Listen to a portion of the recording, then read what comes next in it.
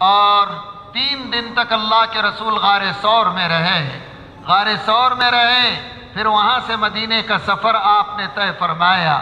مدینہ پہنچے، قبا، راستے میں ایک جگہ پڑتی ہے یہ مسلل یا مسلسل، مسلل غالباً اس جگہ کا نام ہے کہ وہ جگہ ایک ڈھابا لگتا تھا جو مسافروں کے لیے کھانے کا انتظام ہوتا، اور وہ معبد کے ٹینٹ کے نام سے مشہور تھا، معبد کا ڈھابا۔ اللہ کے رسول دھوپ کے وقت پہنچے، حضرت ابوبکر، عامر بن فہیرہ، عبداللہ بن اریقط راستہ دکھانے والا، حضور نے دیکھ کر کہا اس بوڑھی عورت سے، ہم سفر سے آئے ہیں، بھوکے ہیں، کچھ کھلا دو اور کچھ ہمیں پلا دو۔ اس عورت نے کہا بکریاں چرنے کے لیے چلی گئیں، گھر میں کچھ بھی نہیں ہے۔ تو اللہ کے رسول نے کہا کہ تمہارے گھر میں ایک چھوٹی بکری ہے، دیکھو جو ہاں کھڑی ہے۔ تو معبد نے مسکرا کر کہا وہ لنگڑی ہے، بیمار ہے، اس کے تھنوں میں دودھ نہیں ہے، اسی لیے وہ چرنے کے لیے نہیں گئی ہے۔ اللہ کے رسول نے کہا اگر اجازت دو تو میں اس کو دھو لوں، تو اللہ کے رسول کی طرف اس عورت نے دیکھا، کہا کہ ہاں دھو لو۔ پھر معبد سے حضور نے کہا کوئی برتن لے کر آؤ۔ معبد کو لگا کہ کچھ نیا ہونے والا ہے، تو لہٰذا کوئی لوٹا دینے کے بجائے بڑا لگن لا کر دیا۔ حضور بھی مسکرا دیے، اس کو رکھا، ہاتھ لگایا آپ نے اس بکری کی تھن پر، اللہ نے دودھ کے فوارے نکالے، لبالب بھر گیا۔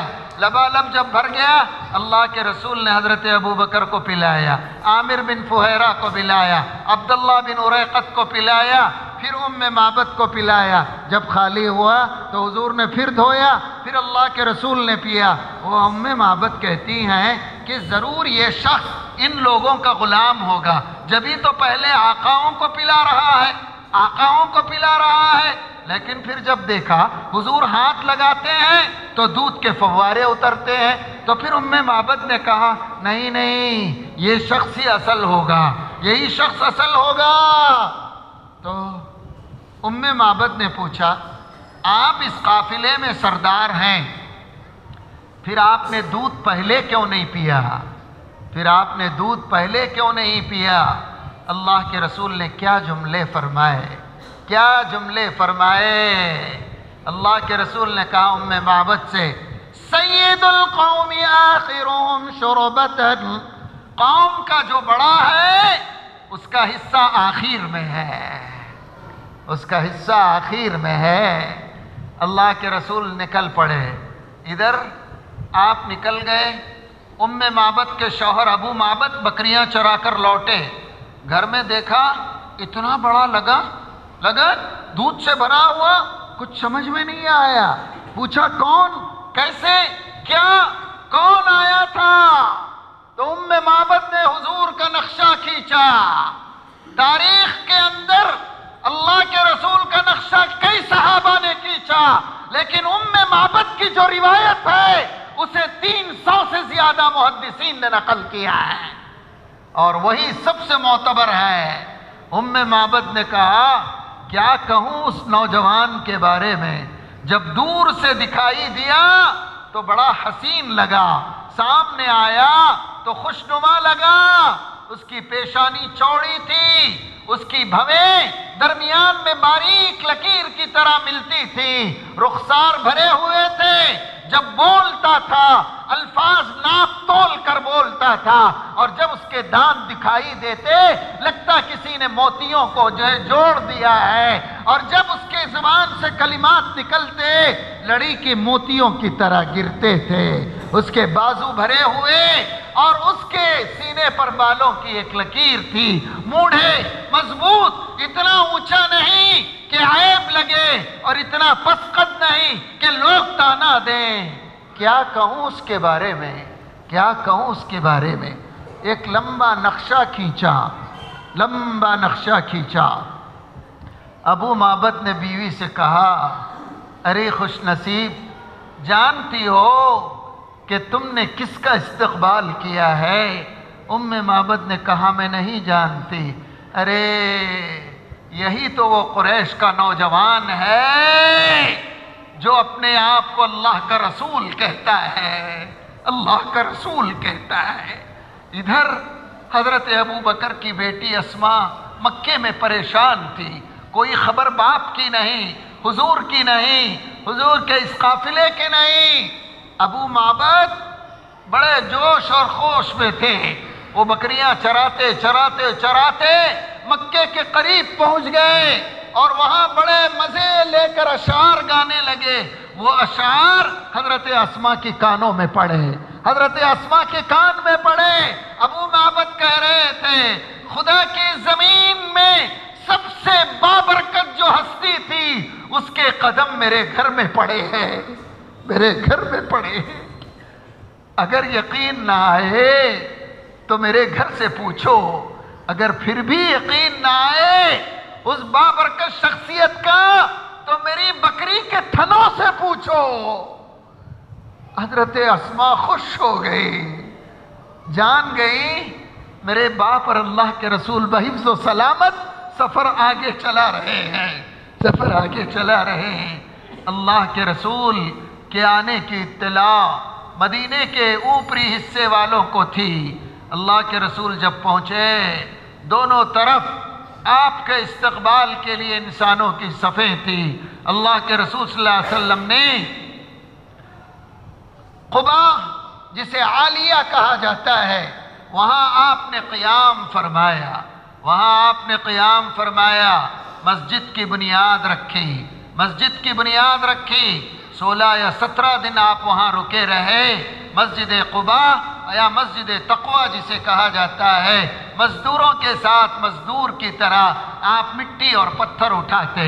اللہ کے رسول اس کے بعد جب مدینے کے لیے نکلے، راستے میں جمعہ کا وقت پڑا، پہلا جمعہ آپ نے راستے میں ادا فرمایا، پھر آپ مدینے کی اصل آبادی میں آئے۔ مدینے کا تو پوچھو مت کہ عورتیں چھتوں پر آ گئیں، نوجوان اور بوڑھے ہتھیار لگا کر حضور کے استقبال کو نکلے، بچے جوش و خروش میں تھے۔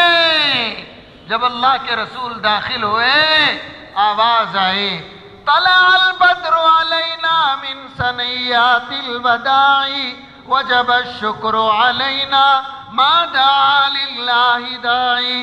ثنا کی گھاٹیوں کے پیچھے سے 14ویں کا چاند ہم پر طلوع ہوا ہے،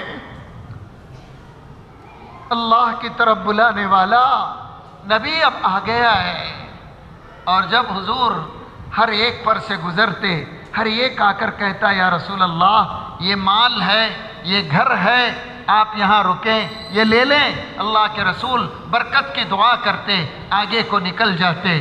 قریب جب مدینے کے درمیان پہنچے، کچھ لڑکیاں اللہ کے رسول کی خدمت میں دف بجاتی ہوئی آئیں، دف بجاتی ہوئی آئیں۔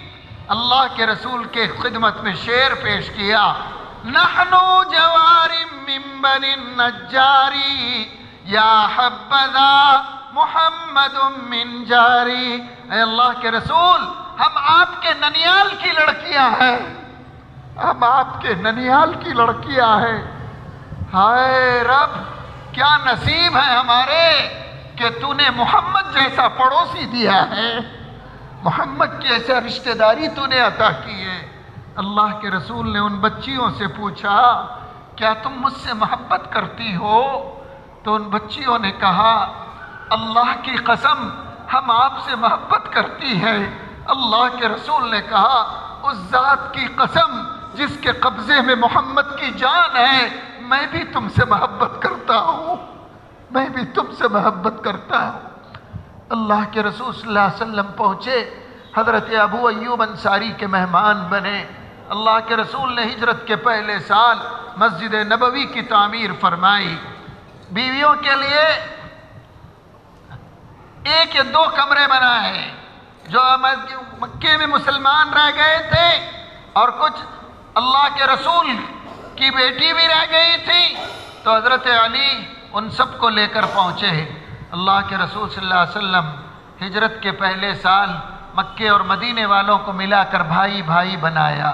آپ نے کئی قبیلے جو بستے تھے ان سے معاہدہ فرمایا، امن کا پیغام سب کو دیا۔ اللہ کے رسول پر جب ہجرت کا دوسرا سال ہوا رمضان کے روزے فرض ہوئے، اسی سال صدقہ فطر واجب ہوا، اور اسی سال عید کی نماز واجب ہوئی، اور روزے کی حالت میں بدر کا معرکہ پیش آیا۔ دنیا ہم کو جو مقام دے وہ دے، ہم ڈاکٹر بن جائیں، انجینئر بن جائیں، بڑے سے بڑے بزنس مین بن جائیں، بڑے سے بڑے سائنسدان بن جائیں، یہ آپ کا اور میرا مقام نہیں ہے۔ میرا اور آپ کا مقام کیا ہے؟ اللہ کے رسول نے بدر کے میدان میں بتایا، ایک طرف دشمن کی فوج، دوسری طرف 313 مسلمان، نہتے مسلمان۔ حضرت ابو بکر کہتے ہیں اللہ کے رسول جنگ شروع ہونے سے پہلے آپ کے لیے ایک ٹینٹ لگایا گیا، عریش جس کا نام تھا۔ حضور سجدے میں گر پڑے، ہاتھ سجدے سے سر اٹھایا، ہاتھ آسمان کی طرف اٹھایا، آپ کی چادر گر گئی، گری ازاری تاری تھی، آپ کی آواز میں رقت تھی۔ اللہ کے رسول نے ہاتھ اتنے اونچے اٹھائے کہ آپ کے بغلوں کی سفیدی دکھائی دینے لگی۔ حضرت ابو بکر کہتے ہیں اللہ کے رسول نے لمبا سجدہ کیا، میرے دل نے تڑپ کر کہا بس کیجئے اللہ کے رسول، کہیں آپ کی جان نہ نکل جائے، کہیں آپ کی جان نہ نکل جائے۔ اللہ کے رسول نے اس وقت جو دعا مانگی، اللہ کے رسول نے آسمان کی طرف دیکھ کر کہا اللہم ان تہلک ہذہ الإصابۃ لن تعبد، پروردگار یہ مٹھی بھر تیرے بندے ہیں جن کو لے کر آج میں یہاں آیا ہوں، محمد تجھ سے کہتا ہے۔ یہ جرت کوئی نبی نہیں کر سکتا، کوئی رسول نہیں کر سکتا، یہ صرف اللہ کے رسول ہی کہہ سکتے ہیں۔ اللہ کے رسول نے کہا یہ مٹھی بھر لوگ تیرے دربار میں لایا ہوں، محمد تجھ سے کہتا ہے اگر آج یہ ہلاک ہو گئے زمین پر کوئی فرق نہیں پڑے گا، وقت پر چاند نکلے، وقت پر سورج نکلے، زمین میں ہر معاملہ چلے، لیکن محمد تجھ سے کہتا ہے زمین پر ہر کام ہوگا۔ اگر آج یہ مٹھی بھر تیرے بندے ہلاک ہو گئے تو اس زمین پر تیرا نام لینے والا کوئی نہیں ہوگا۔ اللہم ان تہلک ہذہ الإصابۃ لن تعبد، آپ کی میری پہچان کلمہ توحید ہے، عقیدہ توحید ہے، رب ذوالجلال کے سامنے سر جھکانا ہماری پہچان ہے، یہی اصل مقام ہے ہمارا، یہی اصل مرتبہ ہے۔ پھر اللہ کے رسول سجدے میں گرے، پھر سر اٹھایا، اللہ کے رسول کے ہونٹوں پر مسکراہٹ دیکھی۔ حضرت ابو بکر نے پوچھا یا رسول اللہ کیا ہوا؟ کیا ہوا؟ کہا اللہ نے مدد کا وعدہ کیا، اللہ نے مدد کا وعدہ کیا، اور جنگ کا فیصلہ مسلمانوں کے حق میں رہا، جنگ کا فیصلہ مسلمانوں کے حق میں رہا۔ حضرت عبد الرحمن ابن عوف فرماتے ہیں میں کھڑا ہوا تھا اپنے گھوڑے کے ساتھ، کسی نے مجھے کھینچ کر اپنی طرف کھینچا، میں نے دیکھا دو چھوٹے چھوٹے بچے ہیں، دو چھوٹے چھوٹے بچے ہیں، یہ تو فلاں قبیلے کے لڑکے معاذ اور معوذ تھے۔ معاذ نے کان کھینچ کر مجھے پوچھا چچا اس لشکر میں ابو جہل کون ہے؟ ابو جہل کون ہے؟ تو میں نے کہا کیا کرو گے اس کا؟ کہا کہ چچا ہم نے سنا ہے کہ وہ ہمارے رسول کو گالیاں دیتا ہے، میں نے قسم کھائی ہے کہ یا تو اس کو ختم کر دوں گا یا ختم ہو جاؤں گا۔ حضرت عبد الرحمن ابن عوف کہتے مجھے بڑا تعجب ہوا، یہ بات سن کر میں سنبھلا بھی نہیں تھا، میرے بائیں ہاتھ کو کسی نے کھینچا، دیکھا اس کا چھوٹا بھائی معوذ تھا، اس نے بھی کان میں پوچھا چچا ایک احسان کرو مجھ پر۔ میں نے پوچھا کیا بھتیجے؟ کہا ذرا ابو جہل کو بتا دو، ابو جہل کو بتا دو۔ پوچھا کیا کرو گے؟ کہا ہم نے سنا وہ ہمارے نبی کو گالیاں دیتا ہے، میں اس کی زبان کو اس کے حلق سے کھینچ لوں گا، حلق سے کھینچ لوں گا۔ حضرت عبد الرحمن ابن عوف کہتے ہیں سامنے اتفاق سے ابو جہل آیا تو میں نے دونوں سے کہا یہ رہا تمہارا شکار، دونوں دوڑے، اتنے چھوٹے تھے کہ تلوار ان کی اس تک نہ پہنچی۔ دونوں نے ابو جہل کے پیر پکڑے اور گھوڑے سے نیچے گرایا اور اس کے سینے پر چڑھ کر حملہ کیا، یہاں تک کہ عبداللہ ابن مسعود نے اس کا خاتمہ کیا۔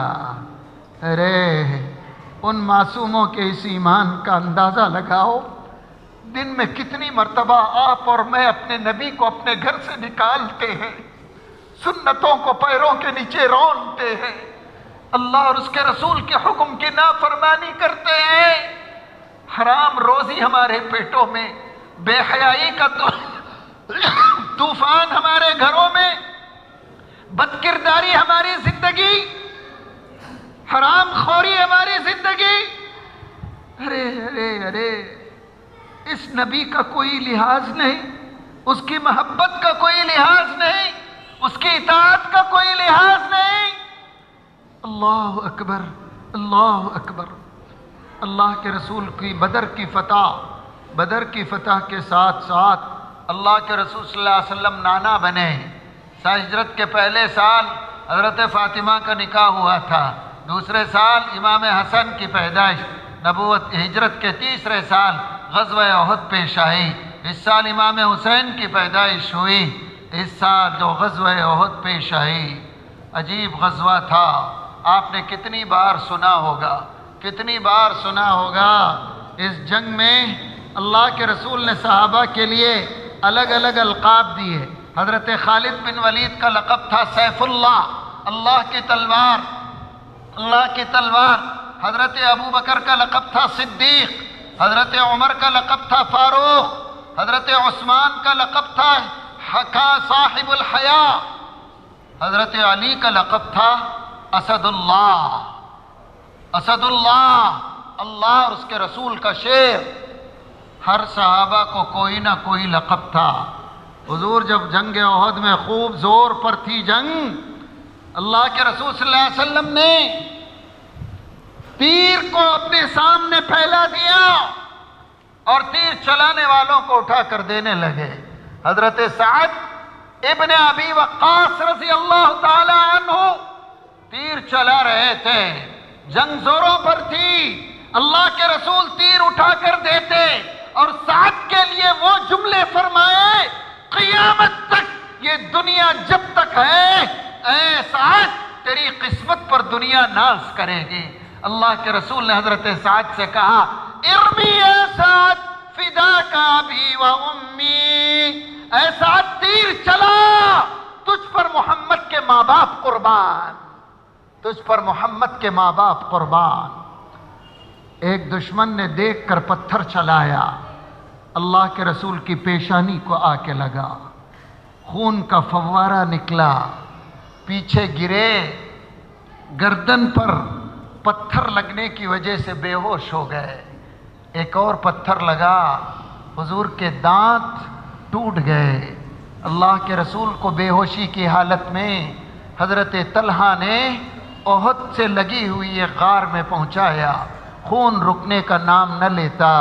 حضرت فاطمہ نے چٹائی جلا کر اس راکھ کو آپ کے اوپر رکھا، آپ کے زخموں پہ رکھا۔ اللہ کے رسول جب ہوش میں آئے، دیکھا 70 صحابہ کی لاشیں پڑی ہوئی تھیں، 70 صحابہ کی لاشیں تھیں۔ ڈھونڈتے ہوئے گئے، ایک عورت آگے آئی، تلاش کر رہی تھی۔ کسی نے اس سے کہا تیرے باپ شہید کر دیے گئے۔ جب وہ باپ کی لاش کو دیکھ کر آگے بڑھی، دوسرے نے کہا ذرا دیکھ یہ تیرا شوہر بھی انتقال کر گیا۔ وہ عورت شوہر کی لاش دیکھ کر آگے بڑھی تو آگے بڑھتے ہوئے ایک شخص نے کہا یہ دیکھ تیرا بیٹا بھی شہید ہو گیا۔ وہ ان کو بھی دیکھ کر آگے بڑھی، لوگوں کے ہجوم میں اللہ کے رسول کے قریب پہنچی، حضور کو دیکھ کر کہا کل مصیبت بعدک جلل یا رسول اللہ، کہا اے اللہ کے رسول اگر آپ زندہ ہیں ساری مصیبتیں میرے لیے کوئی معنی نہیں ہے، کوئی معنی نہیں ہے۔ ارے شوہر گیا، باپ گیا، بیٹا گیا، ہم تو ان کی خاطر رسول کو ہم نے چھوڑ دیا۔ اور وہ کہتی ہے کل مصیبت بعدک جلل یا رسول اللہ، آپ کے رہتے ہوئے کوئی مصیبت مصیبتی ہی نہیں ہے، کوئی مصیبت مصیبت نہیں ہے۔ اللہ کے رسول صلی اللہ علیہ وسلم پر ہجرت کا 4واں سال تیمم کے مسائل لائے، زکوٰۃ کے بنیادی اصول، 5واں سال شراب کی حرمت کی ابتدا ہے، 6واں سال مکے کے 2 مشہور لوگ حضرت خالد بن ولید اور عمر بن عاص نے ہجرت کے 6 سال اسلام قبول کیا، اور صلح حدیبیہ کا واقعہ پیش آیا 5ویں ہجرت کے آخر میں اور 6 کی ابتدا میں، معاہدہ مکے والوں کے ساتھ ہوا۔ اللہ کے رسول صلی اللہ علیہ وسلم نے ہجرت کے 6 سال